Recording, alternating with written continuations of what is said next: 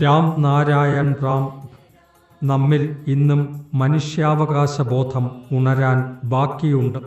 മനുഷ്യാവകാശബോധം ഉണരുന്നത് എല്ലാ ജീവജാലങ്ങളിലും ഏകത്വം ഉണ്ടായപ്പോൾ മാത്രമേ ആയിരിക്കൂ.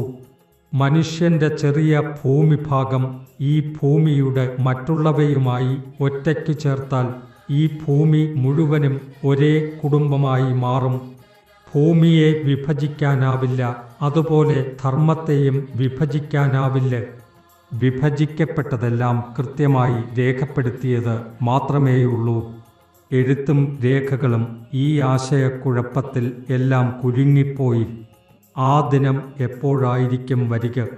ഭൂമി മുഴുവനും ഒറ്റയ്ക്കൊരുമിച്ചു ഒരു രാഷ്ട്രമാകുന്ന ആ ദിവസം. നാം എന്ത് പ്രവർത്തനം ചെയ്താലും അതിനെ ഒരു സേവനമെന്നോണം ചെയ്യണം. ആ മനോഭാവം ഉണർന്നാൽ ഏതൊരുവിധ സന്ദേഹങ്ങളും ഉണ്ടാകില്ല. ഭൂമിയിലെവിടെയെങ്കിലും ഒരു വൃക്ഷം നട്ടാൽ അത് തൻ്റെ സ്വന്തം ഭൂമിയിലായിട്ടാണെന്ന് തോന്നണം. ദേശസ്നേഹം, ഏകത്വബോധം, ആത്മജ്ഞാനം ഇല്ലെങ്കിൽ ഇതൊന്നും സംഭവിക്കില്ല. നമ്മുടെ ചിന്തകൾ ഒരു പരിമിത ചതുരത്തിൽ കുടുങ്ങിയിരിക്കുന്നു. വലിയ വലിയ വാഗ്ദാനങ്ങൾ നൽകി ഒന്നും ചെയ്യാതെ ഇരുന്നതുകൊണ്ട് കാര്യമില്ല.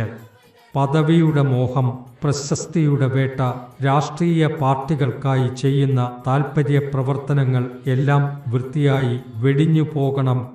നമ്മുടെ മനസ്സ് വിശാലമായാൽ, ലോകക്ഷേമത്തിന് വേണ്ടിയുള്ള ഒരു മനോഭാവം ഉണ്ടായാൽ എല്ലാം എളുപ്പമായിരിക്കും.